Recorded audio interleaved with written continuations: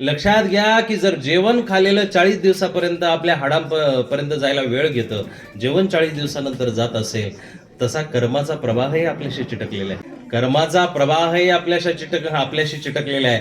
आज केलेलं कर्म भलेही आनंदाने आपण त्या कर्माला करू, आज केले आनंदाने आपण म्हणू की त्याला काय होतं, केलं तर काय होणार आहे, त्याला काय होतं, आज माशा मारल्या, मुंगळे मारले, किडे मारले, हत्ती मारले, विंचू मारले, साप मारले, आज काय होतं, आज काय होतं असं काही नाही आहे. भविष्यामध्ये ह्या सगळ्या गोष्टी रिटर्न आपल्याकडे येत असतात आणि आपण जे केलेलं आहे ते तर येणारच आहे, आपण जे मागितलंय ते सुद्धा येणार आहे. वेळ लागत नाहीये. एका साधूनी निग्रह घेतला की मला जी झाडावरून फळं पडतात तीच खायची आहे. तप घेतलं, साधूच आहे. साधू काय काही पण प्रण घेऊ शकतात. साधू हा मनमोजी असला पाहिजे. ज्या समाजानुसार जर साधू वागत असेल तर समजून जायचं की साधू अजूनही प्रपंचिक आहे. पण साधू प्रपंचाच्या वेगळा जर वागत असेल तर समजायचं की परमार्थाच्या रस्त्याला लागलेले. तुम्ही बळजबरीनं आम्हाला तुमच्यासारखं वागण्याचा प्रयत्न करवता, पण हे आमच्या मनावरती आम्ही ठरवलं पाहिजे की आम्ही तुमचं किती व्हायचं आणि परमात्म्याचं किती व्हायचं. आजच्या काळामध्ये आम्ही तुमचं जास्त झालेलं आहोत आणि परमात्मा लाखो दूर तुमच्यासारखाच आमच्यापासून बसलेला आहे. मग प्रपंचिक वस्तू आम्हाला भरपूर प्राप्त होतात, पण जो अप्रापंचिक आहे, जो अप्रमेय आहे, जो अनिर्वचनीय आहे, हे थोडेसे जड शब्द आहे बाबा, पण तो भेटणं अशक्य होऊन जातं. परमात्मा भेटणं म्हणजे खूप अशक्य आहे. परमात्मा भेटण्यासाठी हा दृष्टांत सांगितल्यानंतर मी तुम्हाला सांगतो की साधूंनी प्रण घेतला आणि प्रण घेतल्यानंतर म्हटले की आता झाडावरून जी फळं पडतील तीच मी खाणार. ठरवलं की आपण काही तोडायचं ना, काही उपटायचं नाही आणि कसलंच काही काढायचं नाही, कोणाला याचनाही करायची नाही. झाडावरून जंगलामध्ये राहत असताना झाडावरून जी फळं पडली तीच आपण खायची ठरवलं. आणि ठरवल्यानंतर आता काही दिवस हा निर्धार झाला, कारण संन्यासाचा निर्धार कुठलाही निर्धार असो, तो निर्धार म्हणजे तलवारीवरच चाललाय. व्रत घेतल्याशिवाय कुठलीही गोष्ट प्राप्त होत नाहीये. सावित्रीला व्रत घेतलं होतं म्हणून तिचा पती रिटर्न आला, पण आपण नुसतं वडाला दोरे बांधून आपला पती रिटर्न येणार नाहीये. नवे नवे काही काहींची वट सावित्रीच्या दिवशी सुद्धा मौत झालेली आहे. अशा घटना घडतात वट सावित्रीच्या दिवशीच. हा, आता कालच दावा झाला, काल परवा सॉरी शनिवारी नाही, काल दावा झाला तो. वट सावित्रीच्या दिवशी मौत झालेली होती त्या माणसाची. कसं काय झालं? तिची बायको मस्तपैकी नटून थटून गेली होती आणि त्याला संध्याकाळी अटॅक आला. किती दोरे बांधले होते ते, एक उंडा संपला होता. तरी साहेब झाले सकाळी मस्तपैकी ते दोघंही पती पत्नीचे स्टेटस बघितले आणि संध्याकाळी बघितलं वापरून श्रद्धांजली. आपलं व्रत नाहीये, आपण तेवढं मनातून करत नाहीये. आणि आजचा इतका भयानक काळ झालाय दादा साहेब काका, यातला इतका भयानक काळ झालेला आहे की माणसाला मनातून करायचं थोडं असतं आणि दाखवायचं जास्त असतं. कुठलीही गोष्ट अर्पण करण्यापूर्वी, विडा ठेवण्यापूर्वी फोटो आहे आणि विडा अर्पण केल्यानंतर सेकंदात लगेच स्टेटसला आहे. लगेच 10 मिनिटांमध्ये 200 लोक पाहत आहेत. गेला कुणापर्यंत? माणसांपर्यंत गेला साहेब. दादा या भोळ्या भावनेमध्ये राहूच नका की परमात्म्याने स्वीकार केला असेल. नाही करणार. यतिमुनी जपितपी संन्यासी त्याच्यासाठी पागल होऊन वनामध्ये फिरतायत, हिमालयामध्ये बसलेले 300 400 वर्षांच्या काही काहींच्या परंपरा आहे आणि तपस्या आहेत. ते सुद्धा बिचारे एका झलकेसाठी पागल होत आहेत. वृंदावनामध्ये असे हजारो साधू आहेत. तुम्ही एखाद्या तीर्थक्षेत्राच्या ठिकाणी जा, माहूरला जा, जाडीच्या देवाला जा, हजारो असे संत महात्मे पडलेले आहेत. देवासाठी पागल होऊन संत सैरावैरा पळतायत. एक झलक त्याची सापडत नाहीये. आणि आपण एक नारळ ठेवलं आणि एक फळ ठेवलं, 10 रुपये फाटके ठेवले म्हणून आपल्याला लगेच देव प्रसन्न झाला असं घडणार नाही. खूप अवघड आहे. व्रताची भूमिका जर असेल तर परमात्मा खऱ्या अर्थानं तुमच्यापर्यंत मिळत असतो. मंदिर बांधलंय, आनंदाची गोष्ट आहे, पण 50%च कार्य झालेले. फक्त 50% कार्य झाले. 50% कार्य तेव्हा पूर्ण होईल, 100% कार्य तेव्हा पूर्ण होईल की जेव्हा या मंदिरामध्ये सभोवताली राहणारी प्रत्येक व्यक्ती एक वेळेला इथं येऊन घंटा वाजवेल, देवाच्या जवळ 10 मिनिटं बसेल, एक वेळेला इथं मंदिरामध्ये येईल, दर्शन घेईल आणि त्या परमात्म्याला आळवेल, त्याचं नामस्मरण करेल, त्याला आठवेल, तर खऱ्या अर्थानं ते 50% उर्वरित कार्य पूर्ण होईल. पण गडबड अशी होते, आजचा इतका व्यस्त काळ झालेला आहे.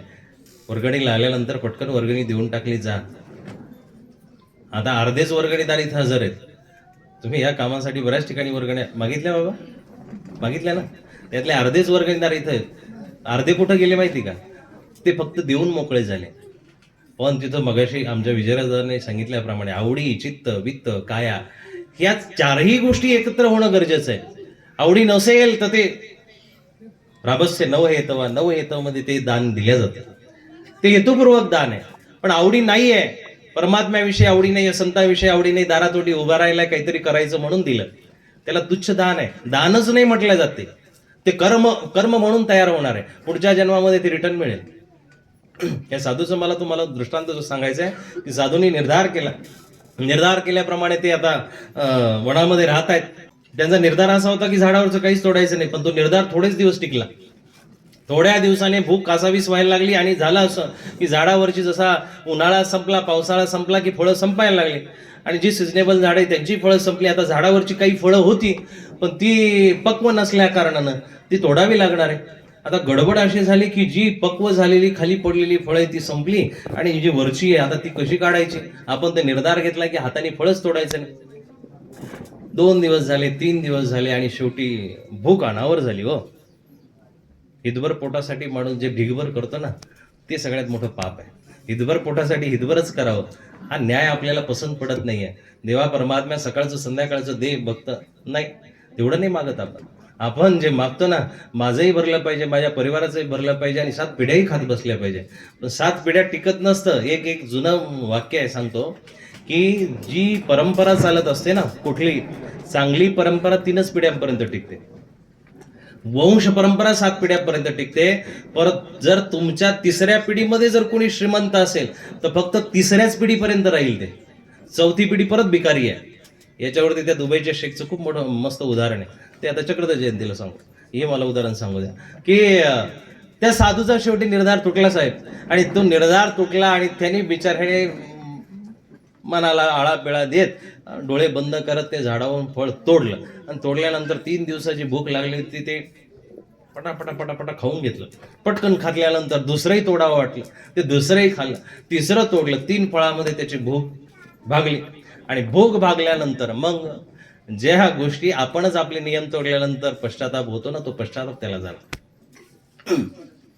भूक भागल्यानंतर पश्चाताप झाला. दादा, अरे परमात्म्या मी काय केलं रे देवा, अरे मी निर्धार घेतला होता, मी परमात्म्या तुला आता ज्या देवाला प्रार्थना केली होती त्याच देवासमोर रडायला लागला की ईश्वरा माझ्याकडून खूप मोठी चूक झाली, मीच निर्धार घेतला होता, अनंत जन्म अशीच पाप करत आलो, अशाच साधना खंडित करत आलो, असेच मी तुझ्याविषयी खोटे नाटे दावे केले आणि तुझंच मी ऐकलं नाही आणि हा एक शेवटचा निर्धार करून पाहिला तर तोही माझ्याकडून टिकला नाही आणि दगडावरती हात आपटायला लागला. देवा परमात्म्या, अरे ज्या हाताने हे पाप केलं ना तो हातच तुटून जाऊ दे. काय दगडावरती जोरदारात हात आपते. आता शेवटी जेव्हा पीडा होते, भक्त के हृदय में जब पीडा होती है तो उसको शरीर की परवाह नहीं रहती. जेव्हा भक्ताच्या हृदयाला पीडा होते तेव्हा तो शरीराची पर्वा करत नाहीये. की परवाच्या दिवशी एक स्टेटसला वाक्य ठेवलं होतं की रामकृष्ण परमहंस कॅन्सरनं गेले, बौद्ध सुद्धा शेवटी विषाने गेले आणि असे बरेचसे विवेकानंद सुद्धा शेवटी शुगरना कॅन्सरनं जातात. असे जे बरेचसे भक्त मंडळी आणि अध्यात्म पथावरती जी असलेली मंडळी आहे विकाराने रोगाने व्याधीने का जातात, त्याचं असं कारण आहे. त्याचं इतकं सुंदर कारण आहे की भक्त जेव्हा परमात्म्याला हृदय देतो, ईश्वराच्या पथावरती रस्त्यावरती चालतो, तुमच्या प्रपंचामध्ये सुद्धा एखादा आध्यात्मिक व्यक्ती असेल ना आणि तो जर पीडित असेल तर त्याच्यासाठी हे वाक्य मला सांगावं वाटतं. देवधर्म करणाऱ्या माणसाला जास्त पीडा असतात, बरोबर आहे. देवधर्म करणाऱ्याला जास्त रोग आहेत आणि मग ते देवाला प्रश्न विचारतात की देवा, अरे आम्ही एवढा देवदेव करतो, आम्हाला काही नाही, त्याच्या घरात सकाळ संध्याकाळ 2 पायाचे 4 पायाचे तुकडे ताकडे दररोज त्याच्या काळ्या पिशव्या घरामध्ये, तरी त्याच्या घरामध्ये कसं काय असं घडतं ना. त्याच्यासाठी दादा तुम्ही मान हलवली म्हणून तुम्हालाच आवर्जून सांगतो, सिद्धांत असा आहे की पापी व्यक्ती जेव्हा पाप करत असतो हे परमात्म्याला कळत नाही का हो? आपले तरी सीसीटीव्ही पुढं आणि मागं असतात, त्याचे सीसीटीव्ही संपूर्ण जगामध्ये आहेत, रेणूमध्ये अणुकणू कणामध्ये आहेत. आणि मग बघा की याचा सिद्धांत असा आहे की पापी व्यक्ती पाप करत असताना परमात्म्याला दिसत नाही, दिसतं. पण पापी व्यक्ती जर पाप करत असेल तर परमात्मा त्याच्यावरती विशेष लक्ष देतो आणि त्याचं भविष्यामधलं सगळं पुण्य त्याला ह्या जन्मामध्ये देऊन टाकतो. पापी व्यक्ती पाप करतो तरी श्रीमंत होतोय, तरी मोठा होतोय, तरी सदन होतोय, तरी वैभवशाली होतोय. याचं कारण सिद्धांत असा आहे, शास्त्रीय सिद्धांत, की पापी व्यक्ती पाप करत असताना परमात्म्याचं लक्ष गेलं आणि लक्षात आलं परमात्म्याच्या, अरे हा वाईट मार्गाला लागला, वाईट मार्गाला लागला, मग आता याचा घडा छोट्याशा तांब्या एवढा करून चालणार नाही, याला रांजण द्यावं लागेल. अरे करायचे तर 7 रांजण बरोबर आल्यासारखे.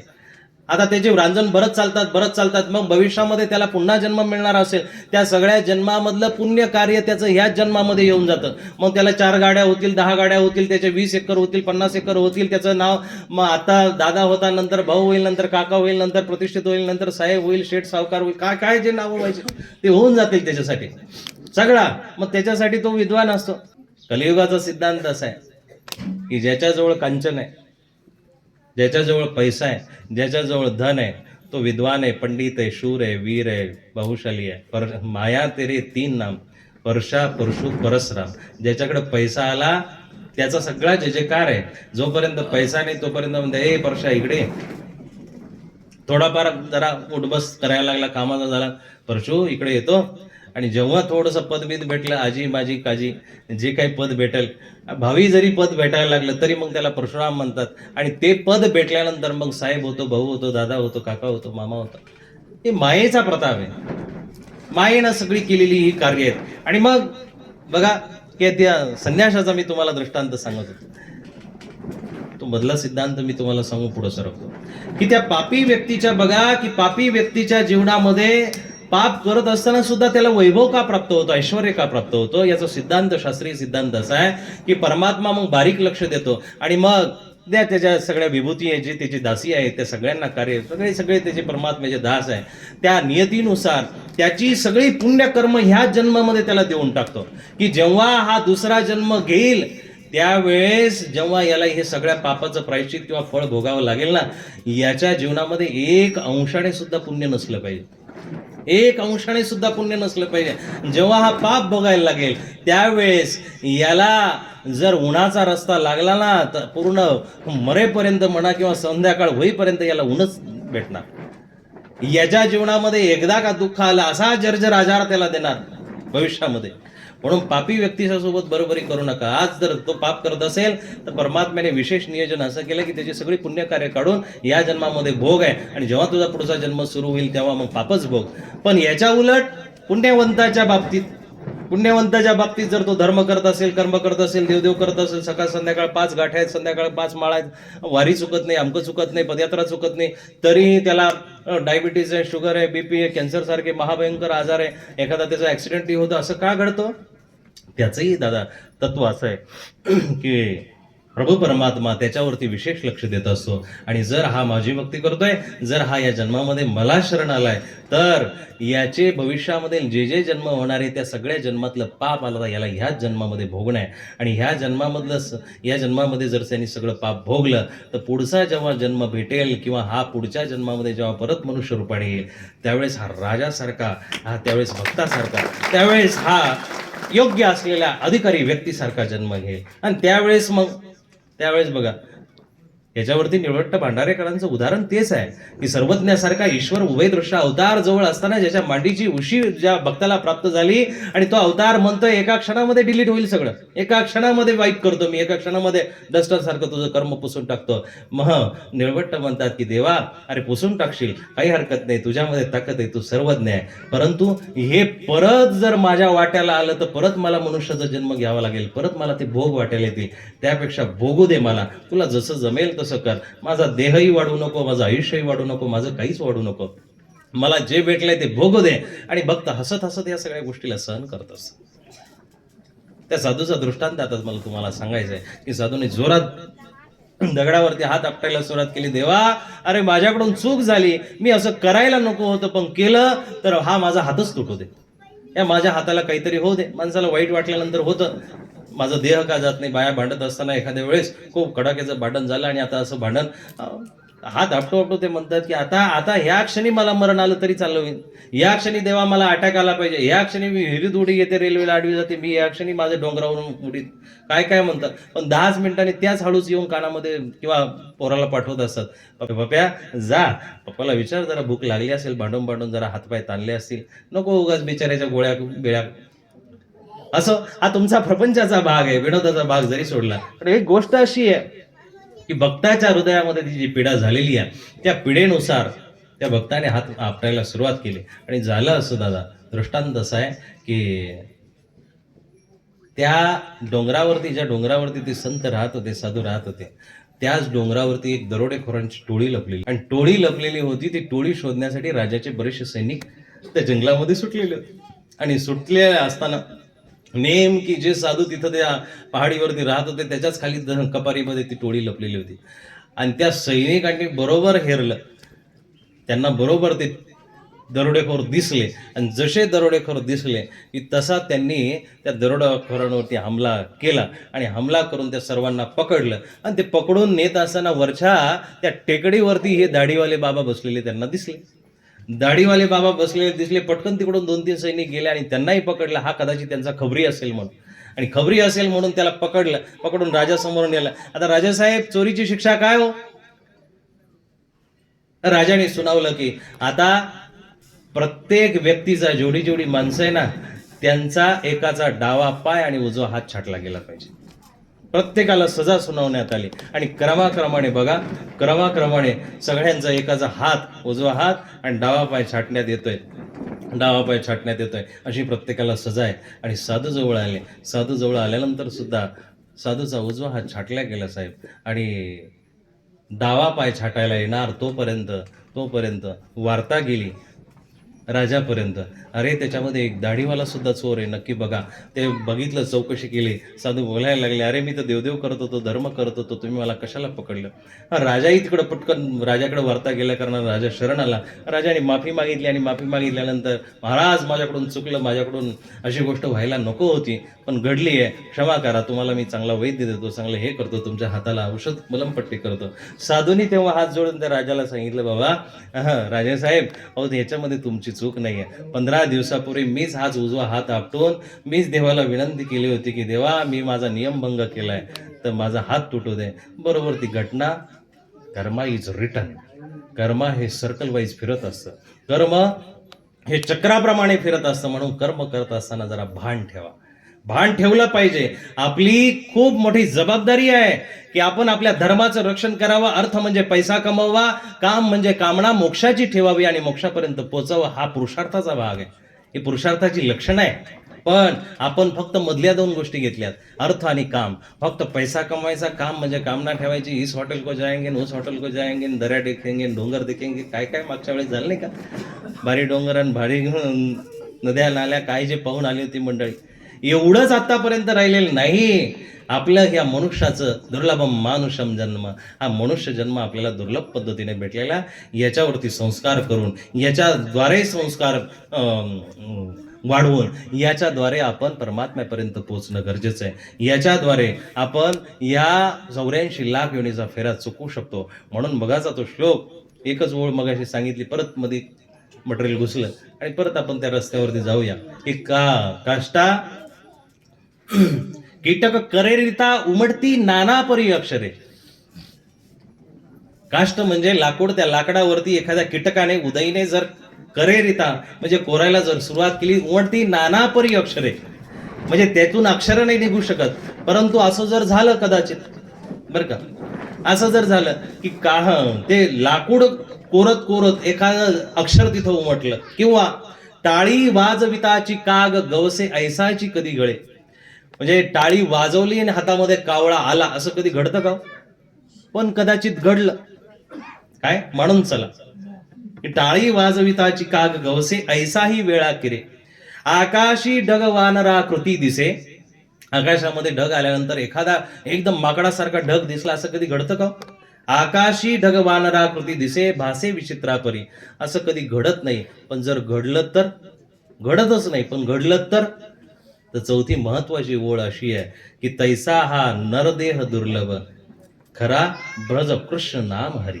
असा हा नरदेह आपल्याला दुर्लभ आहे. जशा ह्या घटना घडत नाही, हात वरती केला, कावळा हातामध्ये आला, आवळामध्ये बघितलं की ढग एखादा वांढराकृती दिसला, किंवा काष्ट लाकूड एखादं कोरत असताना त्याच्यावरती मस्त सुंदर अशी अक्षरं निघाली, असं कधी घडत नाही. पण तशाच पद्धतीने हा तैसा नरदेह दुर्लभ खरा भज कृष्ण नाम हरी. भगवंताचं चिंतन आपण करणं गरजेचं आहे. म्हणून उद्घाटन करत असताना आपण मंदिराचं गाभाऱ्याचं उद्घाटन केलं, पण आपल्या हृदयमंचकी परमात्मा विराजमान व्हावा याच्यासाठी सुद्धा आपण प्रयत्न करणं गरजेचं आहे.